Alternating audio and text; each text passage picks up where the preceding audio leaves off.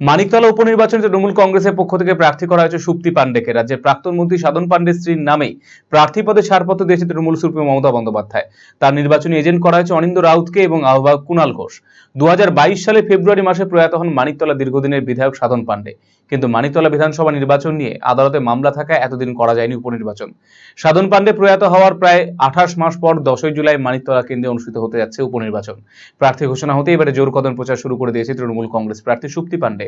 রবিবার সকালে মানিকতলা বাজার সংলগ্ন বিডন স্ট্রিট থেকে মানিকতলা বিধানসভা উপনির্বাচনে দলীয় প্রার্থী সুপ্তি পাণ্ডের সমর্থনে প্রচার শুরু করেন তৃণমূল কংগ্রেসের প্রাক্তন সাংসদ কুণাল ঘোষ। 8টি ওয়ার্ড ঘুরে এদিন মিছিল করেন তিনি।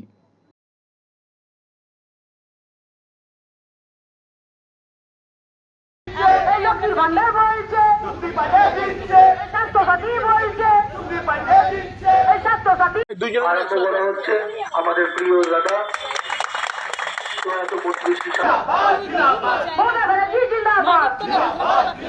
নির্বাচন আমাদের প্রয়াত নেতা প্রিয় নেতা সাধন পাণ্ডের অকাল প্রয়াণে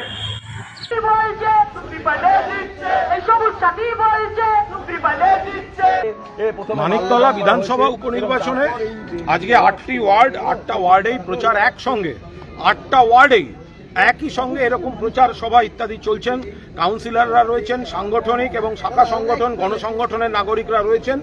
প্রচার চলছে। দিল্লিতে বিজেপি ধাক্কা খেয়েছে, রাজ্যে বিজেপি মুছে গেছে, ওরা ঝগড়া ঝাঁটি সব চলছে, মানুষ বিরক্ত।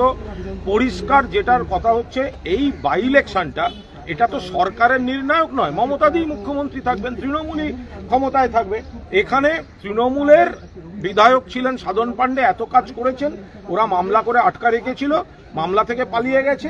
ফলে এই কাজ অব্যাহত রাখতে, মমতাদির হাত শক্তিশালী করতে, সরকারে মানিকতলা কেন্দ্রের অংশীদারিত্ব, বিধানসভায় অংশীদারিত্ব অব্যাহত রাখতে তারা মানুষ সুপ্তি পাণ্ডেকে ভোট দেবে। আহ্বায়ক হিসেবে আপনাকে দায়িত্ব দেওয়া হয়েছে, তাই বলে একদম সকাল সকাল রবিবারে এখানে সবাই আহ্বায়ক, এখানে এটা তৃণমূল পরিবার।